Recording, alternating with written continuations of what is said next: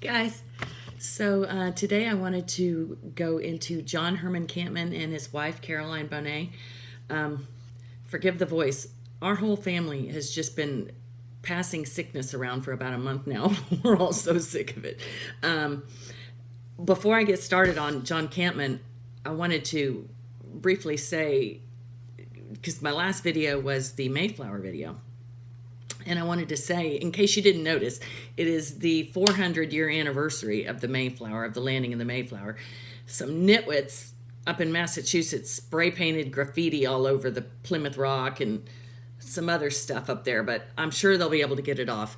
But there's all kinds of neat stuff going on in celebration of the anniversary of the Mayflower, if any of you are up in that neck of the woods. Okay, so John Herman Kampmann. Now, this is the great-grandfather of Caroline. What a neat guy, really. I mean, and his wife, too. They're just neat. I'm going to leave plenty of space. I'm going to try and stay over in this side because I've just got a lot of pictures to post, because lots of neat visual stuff to show you. So John Herman Kampmann is born in Prussia on Christmas Day in 1819. Now, his father is a farmer, and his mother comes from a good rural family. His father dies when he's in his early teens. His upbringing is, they're comfortable. They're not wealthy, but they're comfortable, and he is afforded a good education. And he realizes at a very young age, in his early teens, he realizes that he wants to be an architect. I mean, he's mechanically minded. And so he just starts to pursue just a really comprehensive knowledge of all things building, all things architecture. And he starts apprenticing. By the age of 14, he is already apprenticing in various areas. So, and this whole desire that he has to kind of know every aspect of it really pays off later in life, you'll see. So, like I said, he apprentices for the first time at the age of 14. He apprentices as a carpenter. He apprentices as a blacksmith, a locksmith, a stone cutter, a mason, a plasterer. I mean, and then so he's apprenticing and doing these little odd jobs in the summertime. And then in the wintertime, he studies architecture at the Academy of Builders in Cologne. And he does this for 3 years. He apprentices in the summer, attends the academy in the winter. So his first real job, the first real job that he gets paid for, he is a stone cutter on the great dome of the famous Cologne Cathedral. Now, so of course I had to go look this up, right? I had to say, oh, Cologne Cathedral. Oh my gosh, there's this YouTube video. It's called The Cologne Cathedral, the Epitome of Gothic Grandeur. So this is now firmly on my bucket list. I want to see this cathedral. I'm sure Nico and Lizzie could tell us all about it. I bet you they're really familiar with it. I bet you guys are. So that's his job as a stonemason. He's a stonemason on the Cologne Cathedral. I just think that's the coolest thing ever. So as a young man, Kampmann is working for a builder named Haydn. And so while he's working for this builder, he helps to build a bunch of buildings right there along the Rhine. And one building he helps to erect is called the Apollinaris Church. And it's under the direction of a guy, Count Furstenberg. Now, this will come in later, because so as was the practice in Prussia at the time, military service, all young men went off and did some it's like Israel now. All young guys would go off and serve in the military, and so he did as well. So John Kampmann goes and he serves in the military for 2 years. And after his military service, he goes back and he joins with Count Furstenberg. And he becomes this guy's superintendent and principal architect from 1844 to 1848. So he's in his mid-20s around this time, and he's already the head architect for the Count. Now, unfortunately, revolution breaks out in Prussia in 1848, and John can kind of see the writing on the wall. He realizes, I'm about to get pulled into this again, and he's going to get pressed into military service. He's going to get pressed into the army again. So through the influence of the Count, he's granted furlough to go to England. And from England, he just takes off. He just takes off for America. He's 29 at the time. So he lands in New Orleans, and he takes another ship to Galveston, and from Galveston, he's heading to the German colony of New Braunfels. And he ends up traveling from Galveston to New Braunfels via ox cart. I mean, this is how you'd get from place to place. So, unfortunately, while he's only in New Braunfels for a couple months, but unfortunately, while he's there, he loans this buddy of his a bunch of money, and the guy never pays it back. So when John ends up going to San Antonio just a couple of months later, he arrives penniless because he already loaned his money to the guy, some friend, huh? So he arrives in San Antonio in late 1848, penniless. And so around this time, around just a mere 5 years before this, a young girl named Caroline Bonnet has also arrived in San Antonio. Now, Caroline Bonnet arrives. She immigrates with her family from Prussia as well. They're all from Prussia in 1843. Now, the Bonnets were French Huguenots, and they had fled France on the eve of the St. Bartholomew Massacre, which occurred in 1572. And if you remember from my French Huguenot video that I did, I don't know, a month ago or whatever, how there were these wars of religion in France.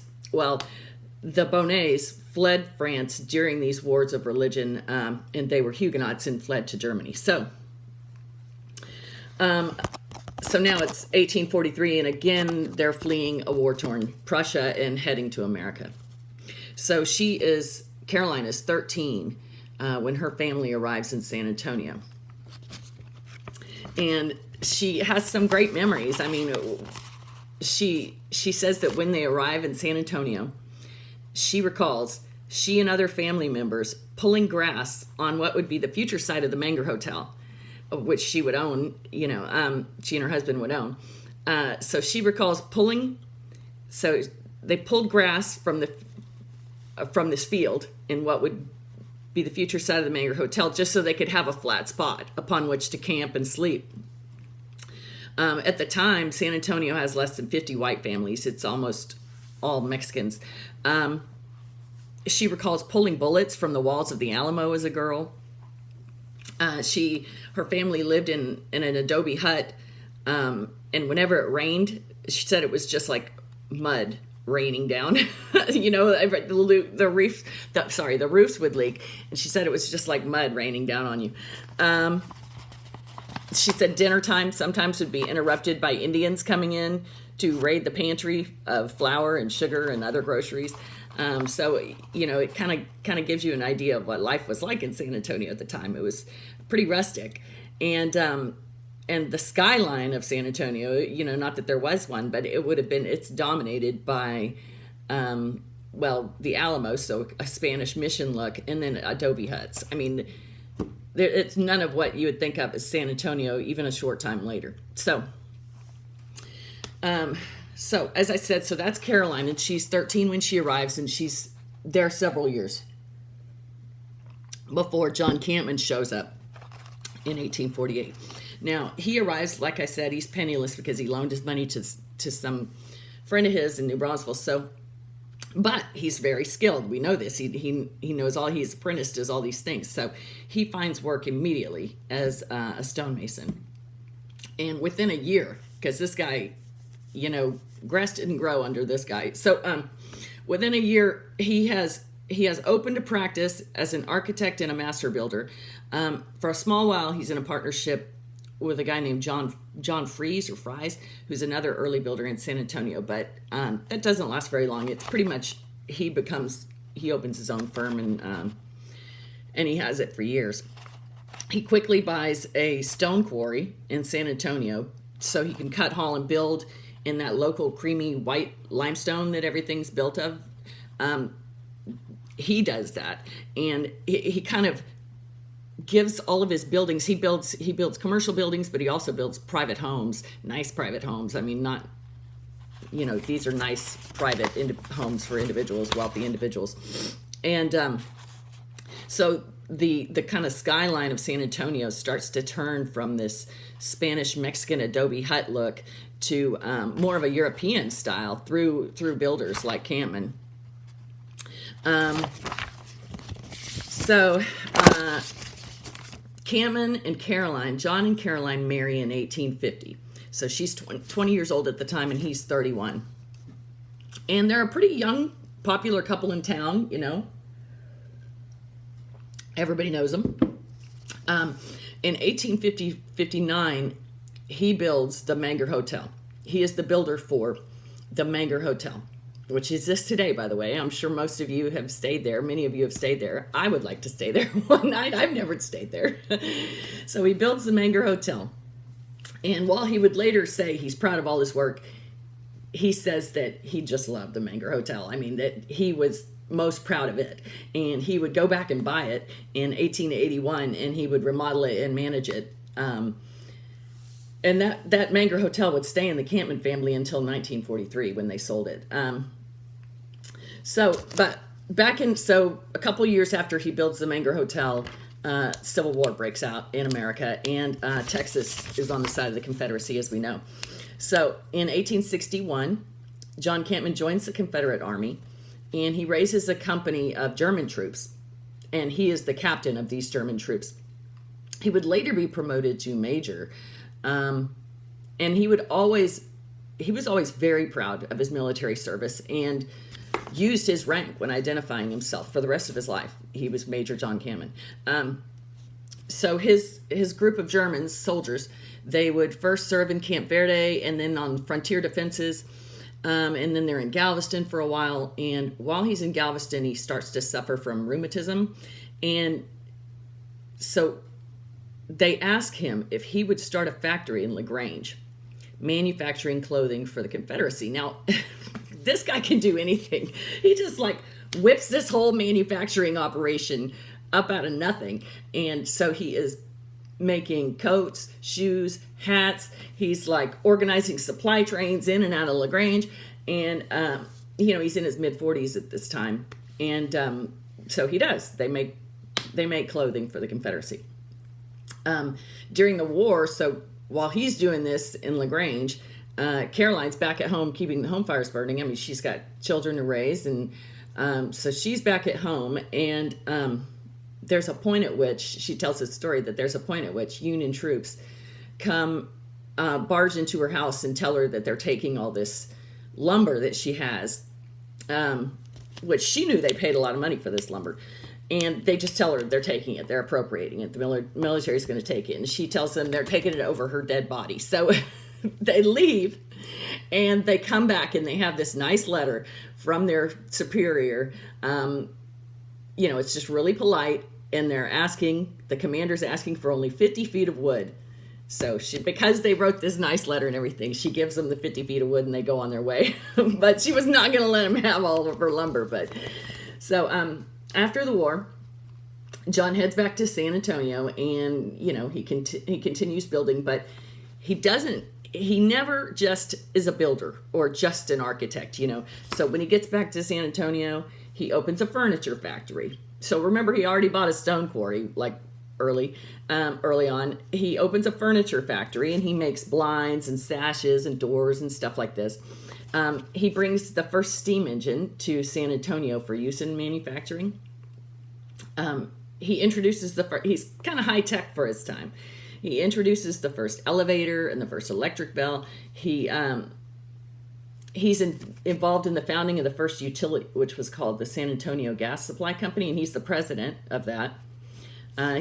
He helps start the first waterworks, which is Metropolitan Water Company. He introduces the first trolley system to the area. He builds and is president of the Lone Star Brewery. He's big in the Masons, of course. He's a councilman and alderman. He's like fire chief for years. So in 1877, so this is 8 years before he dies, he's ranked in San Antonio as the third largest real estate owner and the city's largest employer, because he's got that furniture manufacturing plant, if you recall. So in the 1880s, he's in his 60s, and he basically decides that he's just going to retire and do what he wants to do. So he devotes his time to ranching. He starts to raise a high quality herd of Jersey dairy cattle. And, and in the mid to late 1880s, his wife Caroline's not feeling well. And so she is going to Colorado Springs to partake in these springs. I don't know, something for her health. So he goes with her, and he falls ill while they're in Colorado, and he dies at the relatively young age of 66. So at his death, one newspaper credits him with having built 1/3 of the city of San Antonio. And his funeral was quite the show. I mean, they had the 8th Cavalry Band playing, the fire department marching, several Masonic lodges marching, carriages for the bishop, the mayor, all the councilmen, all his pallbearers, and there was this hearse pulled by 4 black horses with a glass top coffin so you could see his body in there, and a detachment of mounted police. I mean, it was really quite the ordeal. Now Caroline, his wife Caroline Bonnet, she lives for another 25 years after John dies, and she doesn't just shrink back from society. I mean, she's actually very, very involved, and she's a director for a number of organizations and a bank, and she's an ardent suffragist, and she is a charter member of the Society for Women's Suffrage. Now, if you recall, they still own the Menger Hotel, so she still owns the Menger Hotel, in addition to a ton of real estate in San Antonio. So in that 25 years since John dies, all that property just appreciates in value. And by the time Caroline dies, she is one of only a few millionaires in the city of San Antonio. But she's philanthropic throughout, her life. I mean, she donates the land for both the Bexar County Courthouse and the public library. She just donated that over. But, okay.